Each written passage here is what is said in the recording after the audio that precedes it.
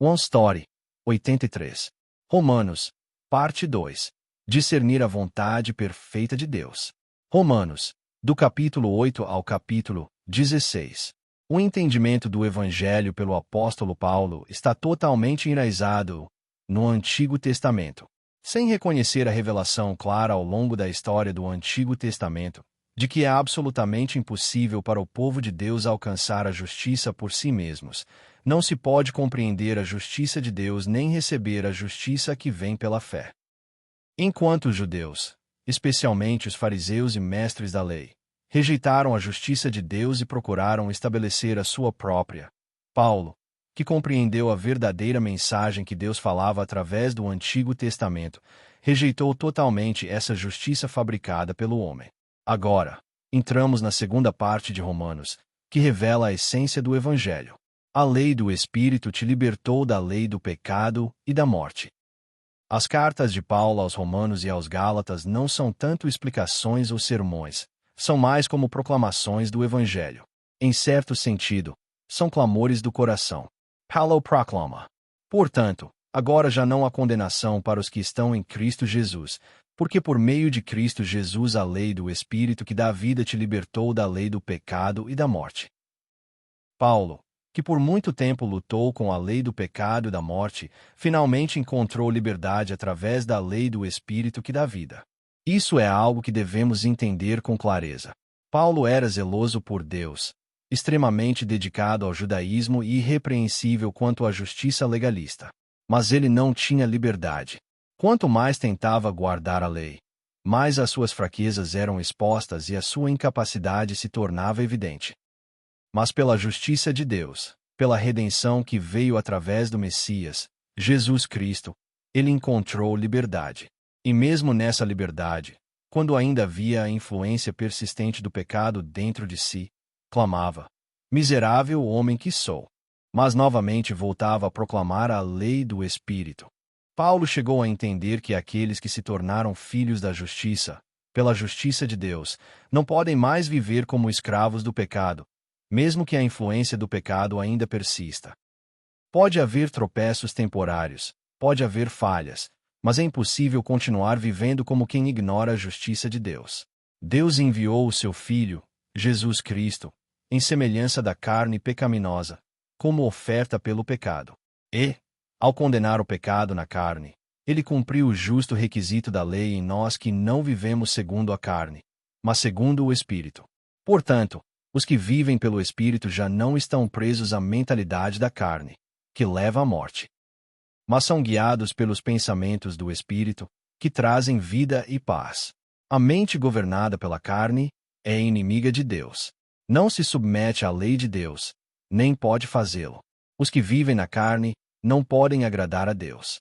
Mas os que vivem pela lei do Espírito da vida e em quem habita o Espírito de Deus, mesmo que o corpo esteja sujeito à morte por causa do pecado, têm o Espírito vivo por causa da justiça. E, no fim, até mesmo o corpo mortal será ressuscitado à vida, no tempo determinado por Deus. Aqueles em quem o Espírito de Jesus Cristo habita, já não podem viver segundo a carne. São guiados pelo Espírito de Deus e receberam o Espírito de adoção, não o Espírito de escravidão, de modo que, pelo Espírito, clamam: Abba, Pai. Todas as coisas cooperam para o bem. Os que foram libertos pela lei do Espírito da vida, pela vontade de Deus, são herdeiros de Deus e co-herdeiros com Cristo. Ainda que esta vida venha com sofrimentos, certamente participaremos da glória que supera infinitamente os sofrimentos do presente. Em todas as nossas lutas, o Espírito Santo nos ajuda em nossa fraqueza. Mesmo quando não sabemos orar como convém, o próprio Espírito intercede por nós com gemidos inexprimíveis. O Espírito intercede pelo povo de Deus em conformidade com a vontade de Deus. Portanto, podemos ter certeza, como filhos de Deus nesta caminhada de fé, de que em todas as coisas Deus coopera para o bem daqueles que o amam, daqueles que foram chamados segundo o seu propósito, pelo Espírito Santo, o Espírito de Cristo. Nada pode nos separar do amor de Deus. Paulo proclama o propósito eterno de Deus em Romanos. Pois aqueles que Deus de antemão conheceu, também os predestinou para serem conformes à imagem de seu Filho, para que ele seja o primogênito entre muitos irmãos. E aos que predestinou, também chamou. Aos que chamou, também justificou. Aos que justificou, também glorificou. Para ser glorificado, é preciso primeiro ser justificado. Para ser justificado, é preciso ser chamado. E os que são chamados já foram predestinados por Deus. Paulo também declara: se Deus é por nós, quem será contra nós? E ainda, quem fará alguma acusação contra os escolhidos de Deus? É Deus quem os justifica. Quem os condenará? Tudo está nas mãos de Deus. Portanto, nem tribulação, nem angústia, nem perseguição, nem fome, nem nudez, nem perigo, nem espada, nem a morte, nem a vida, nem anjos, nem demônios, nem o presente, nem o futuro, nem poderes, nem altura, nem profundidade, nem qualquer outra coisa na criação poderão nos separar do amor de Deus que está em Cristo Jesus, nosso Senhor. A injustiça da parte de Deus. De modo algum. Paulo explica que, quando Rebeca estava grávida de gêmeos, Esaú e Jacó, antes mesmo que tivessem nascido ou feito algo de bom ou mal, Deus escolheu Jacó. Determinou que o mais velho serviria ao mais novo, e declarou que amou Jacó, mas rejeitou Esaú. Essa escolha não torna Deus injusto, porque Deus é perfeito, e tudo o que ele faz também é perfeito. Como disse a Moisés: terei misericórdia de quem eu quiser ter misericórdia, e terei compaixão de quem eu quiser ter compaixão. Portanto, não depende do desejo humano, nem do esforço, mas da misericórdia de Deus. Deus tem misericórdia de quem Ele quer, e endurece a quem Ele quer. Assim como o barro não pode falar de volta ao oleiro, a manifestação da misericórdia e da ira de Deus está inteiramente sob a sua autoridade soberana. Todo aquele que invocar o nome do Senhor será salvo. Os israelitas perseguiram a justiça pela lei com zelo. De fato, Deus os havia ordenado, em todo o Antigo Testamento, a guardar a sua lei. Mas ficou claro que eram totalmente incapazes de fazê-lo. Isso mostrou a necessidade da justiça de Deus. Mas, em vez de perceber isso, eles pensaram que sua queda se devia a não guardar a lei com zelo suficiente. Então se tornaram ainda mais fervorosos, mas o seu zelo não era baseado no verdadeiro conhecimento do Antigo Testamento. Eles não conheceram a justiça de Deus e buscaram estabelecer a sua própria, recusando-se a submeter-se à justiça de Deus. Cristo é o fim da lei, para que haja justiça para todo aquele que crê. O próprio Jesus disse: não pensem que vim abolir a lei ou os profetas. Não vim abolir, mas cumprir. Cumprir a lei significa que o esforço humano, sozinho, não é suficiente. Somente a redenção de Jesus Cristo pode completá-la. Sem o mérito de Cristo, o que resta é apenas a insensatez e o fracasso humano. Por isso, é necessário crer no coração que Deus ressuscitou Jesus dentre os mortos para ser justificado, e confessar com a boca para ser salvo. Todo aquele que invocar o nome do Senhor será salvo. A fé vem pelo ouvir, e o ouvir pela palavra de Cristo. Ó profundidade das riquezas da sabedoria e do conhecimento de Deus! Paulo reconhece plenamente e proclama a obra soberana de Deus. Como criaturas, nós não conseguimos compreender totalmente a providência do nosso Criador. Os atos soberanos de Deus não são coisas que podemos apenas entender intelectualmente. São coisas que devemos receber pela fé. Para nos ajudar a entender isso, Paulo dá o exemplo de Israel. Deus concedeu à maioria dos israelitas um espírito de entorpecimento, olhos que não podiam ver, e ouvidos que não podiam ouvir. Assim, embora parecessem ter sido rejeitados na história, Deus preservou um remanescente, 7.000 que não dobraram os joelhos a Baal. Mesmo quando parecia que todos haviam caído, Deus deixou para trás um toco. É somente pela graça que um remanescente permanece, escolhido por Deus. E ainda, porque os ramos naturais, Israel, foram quebrados, o ramo de oliveira brava, os gentios, foi enxertado. E agora eles também participam da seiva nutritiva da raiz da oliveira. Portanto, os gentios jamais devem se orgulhar. Mas, em vez disso, devem tremer. Pois os dons e o chamado de Deus são irrevogáveis. Todos foram entregues à desobediência, para que Deus tivesse misericórdia de todos. Paulo diz: isso é um mistério. E por isso ele não consegue se conter e proclama novamente a majestade de Deus. Ó profundidade das riquezas, tanto da sabedoria como do conhecimento de Deus! Quão insondáveis são os seus juízos, e quão inescrutáveis os seus caminhos! Pois quem conheceu a mente do Senhor? Discernir a perfeita vontade de Deus agora. Paulo fala àqueles que foram chamados pela justiça de Deus, que se tornaram filhos de Deus pela fé e pela redenção em Jesus Cristo. Ele os chama a viver uma vida digna desse chamado. E fala com firmeza. Não se conformem com o padrão deste mundo, mas transformem-se pela renovação da mente, para que sejam capazes de experimentar e comprovar a boa, agradável e perfeita vontade de Deus. Pois pela graça que me foi dada, digo a cada um de vocês, não pense de si mesmo além do que convém, mas pense com moderação, de acordo com a medida de fé que Deus repartiu a cada um. Eu repito, nós não somos justos por causa de nossos esforços ou da nossa devoção. Não foi o nosso zelo que produziu qualquer mudança fundamental em nós.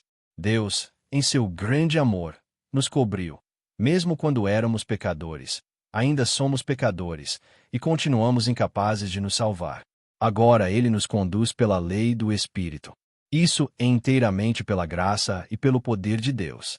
Portanto, aqueles que receberam essa graça não se conformarão com este mundo, mas serão transformados com um novo coração e um novo espírito. Aprenderão a discernir a boa, agradável e perfeita vontade de Deus. E certamente andarão nesse caminho, não se forçando em suas próprias forças, mas sendo conduzidos nessa vereda. Não se deixe vencer pelo mal, mas vença o mal com o bem. Não podemos perder de vista o fluxo da Escritura, do Antigo ao Novo Testamento. Através da vida de Jacó, representando Israel, nós vimos o padrão, o antes do chamado, depois a vida após o chamado. O status de filho, mas as constantes oscilações entre essa identidade e a realidade de pecador. Nós vimos o padrão repetido de fracasso e desespero. E por fim, vemos a vida de peregrino, alguém que renuncia às coisas deste mundo e volta o coração para o reino de Deus, embora ainda viva neste mundo. Os Atos dos Apóstolos e as cartas que se seguem falam dessa vida. Assim, para aqueles que se tornaram filhos de Deus pela graça, essas palavras são fáceis de entender com a mente, mas difíceis de viver no dia a dia. É por isso que Paulo diz: o amor deve ser sincero. Odeiem o mal, apeguem-se ao bem. Dediquem-se uns aos outros com amor fraternal. Prefiram dar honra aos outros mais do que a si próprios. Nunca faltem ao zelo. Sejam fervorosos de espírito, servindo ao Senhor. Alegrem-se na esperança. Sejam pacientes na tribulação. Perseverem na oração. Compartilhem com os santos em suas necessidades. Pratiquem a hospitalidade. Abençoem os que perseguem vocês. Abençoem, e não amaldiçoem. Alegrem-se com os que se alegram. Chorem com os que choram. Vivam em harmonia uns com os outros. Não sejam orgulhosos, mas estejam dispostos a associar-se com pessoas de condição humilde. Não sejam sábios aos seus próprios olhos. Não retribuam a ninguém mal por mal. Procurem fazer o que é correto aos olhos de todos. Se possível, no que depender de vocês, vivam em paz com todos. Não se vinguem, meus amados, mas deixem lugar para a ira de Deus, pois está escrito: minha é a vingança, eu retribuirei, diz o Senhor. Pelo contrário, se o seu inimigo tiver fome, dê-lhe de comer. Se tiver sede, dê-lhe de beber. Fazendo isso, você amontoará brasas vivas sobre a cabeça dele. Não se deixem vencer pelo mal, mas vençam o mal com o bem. Eu enfatizo, mais uma vez, essa vida de fé. Não é algo que vivemos pela nossa própria força de vontade. É uma vida conduzida pela lei do Espírito da vida. O amor é o cumprimento da lei. Paulo escreve: não devam nada a ninguém, a não ser o amor de uns pelos outros, pois aquele que ama o próximo tem cumprido a lei. Pois estes mandamentos: não adulterarás, não matarás, não furtarás, não cobiçarás, e qualquer outro mandamento, todos se resumem neste preceito: ame o seu próximo como a si mesmo. O amor não pratica o mal contra o próximo. Portanto, o amor é o cumprimento da lei. Precisamos entender isso com clareza. Se não recebermos primeiro o amor de Deus, jamais poderemos amar o próximo como a nós mesmos com o amor que vem de Deus. Qualquer amor que esteja separado de Deus não é amor verdadeiro ao próximo. É apenas uma forma de amor próprio, que usa o outro em benefício próprio. Paulo continua: deixemos, pois, de lado as obras das trevas e vistamo-nos com a armadura da luz. Portemo-nos decentemente, como quem age à luz do dia, não em orgias e bebedeiras, nem em imoralidade sexual e depravação, nem em desavença e inveja. Ao contrário, revistam-se do Senhor Jesus Cristo, e não fiquem planejando como satisfazer os desejos da carne. Aceitem uns aos outros, assim como Cristo os aceitou. Depois de enfatizar que os que receberam a graça de Deus devem amar uns aos outros, Paulo explica como esse amor se expressa: através da aceitação, da cobertura e da paciência. Por isso, a respeito de comida ou dias especiais, Paulo diz: aceitem aquele cuja fé é fraca, sem discutir assuntos controvertidos, porque Deus já os aceitou. Nenhum de nós vive apenas para si, e nenhum de nós morre apenas para si. Vivemos para Deus e para o seu reino. Pois o reino de Deus não é comida nem bebida, mas justiça, paz e alegria no Espírito Santo. Portanto, o crente deve buscar a paz e a edificação mútua. Assim como o Deus da perseverança e da consolação fez com que os crentes em Cristo fossem um só em mente e em voz, para que glorificassem ao Deus e Pai de nosso Senhor Jesus Cristo. E assim como Cristo nos aceitou para a glória de Deus, também devemos aceitar uns aos outros. As nações colocarão a sua esperança nele. Ao concluir sua carta aos Romanos, Paulo lembra os cristãos gentios em Roma, para que os gentios glorifiquem a Deus por causa da sua misericórdia, como está escrito: por isso eu te louvarei entre os gentios, cantarei louvores ao teu nome.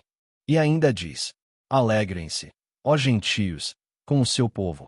E de novo: louvem ao Senhor, todos vocês, gentios, exaltem-no, todos os povos.